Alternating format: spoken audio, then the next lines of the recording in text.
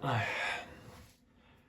Prieš kelis metus neturėjau jokio žalio supratimo apie miego svarbą. Visą laiką galvojau, kad miegas yra banalus dalykas, kad 4-5 valandas per naktį yra užtektinai. Niekada neklausydavau tėvų, kai sakydavo, eik anksčiau miegoti, ar nesidėk taip ilgai prie kompiuterio.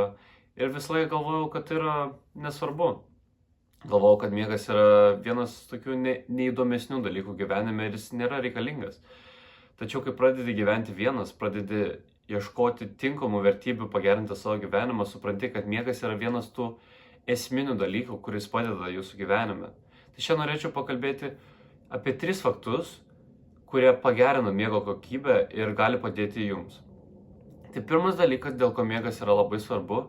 Miego metu mūsų kūnas atsipalaiduoja, regeneruoja, vyksta imuninės sistemos stiprinimas, vyksta hormonų keitimasis netgi.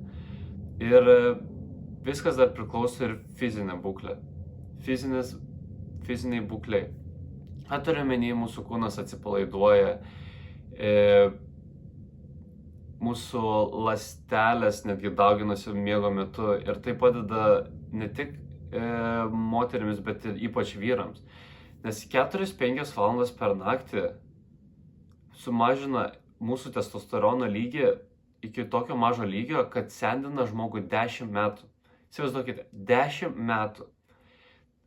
Miego trūkumas yra lyginamas su alkoholio ir cigarečių naudojimu. Tai pagalvokit, kokia yra miego įtaka žmogui.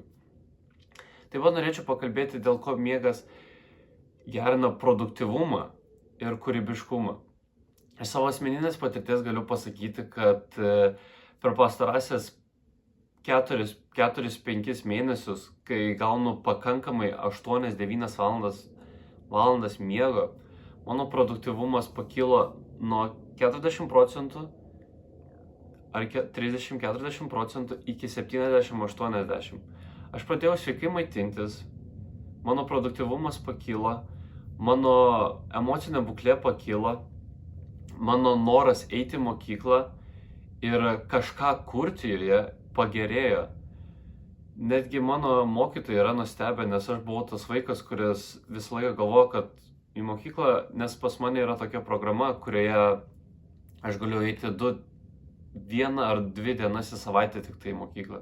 Bet aš pradėjau eiti 3-4 ir mano mokytojai tai pastebėjo ir paklausė, kas atsitiko, ką pakeitė savo gyvenimą. Ir aš pasakiau, kad vienas toks mažas dalykas kaip miegas gali pakeisti mano visą gyvenimą. Tai mano kūrybiškumas padidėjo, aš pradėjau gražiau piešti. Taip, aš piešiu. Mano vienas iš learning goals mokykloje yra piešyba. Nes niekada nemokėjau piešti, bet mano kūrybiškumas dabar yra over the top vien dėl tokio mažo dalyko kaip miegas. Ir trečias dalykas, noriu pasakyti, kad miego trūkumas skatina depresiją, nerimą ir stresą. Kiekvienas esame susidūrę su tokiais momentais, kai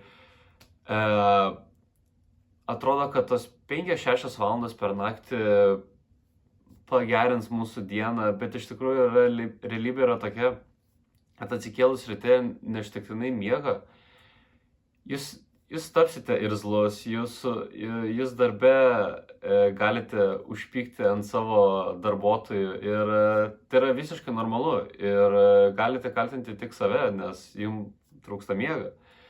Ir ką norėčiau pasakyti, kokie yra 2 esminiai dalykai, kurie padeda sureguliuoti savo miegą. Tai yra, pirmas dalykas yra susiplanuokit savo miegą. Jeigu jūs turite darbą 7-8 ryto, tai visą laiką pagalvokit, kad turite išmiegoti 8-9 valandas per naktį, nesvarbu kokie yra circumstances. O antras dalykas, visą laiką, kai einat miegoti, padarykite savo kambarį šaltu. Apie 18-19 laipsnių yra tobula temperatūra miegui. Atsiminkite, kad miegas yra vienas svarbiausių žmogaus aspektų, kaip pagerinti savo gyvenimą. Neužtenka gerai maitintis, neužtenka eiti į sporto salę, neužtenka būti fiziškai aktyviam. Tačiau miegas yra irgi itin svarbus, kaip ir eiti į sporto salę, mityba ir taip toliau. Tad norėjau šiandien pasakyti, kad kuo ilgiau miegosit, tuo ilgiau gyvensit. Ačiū.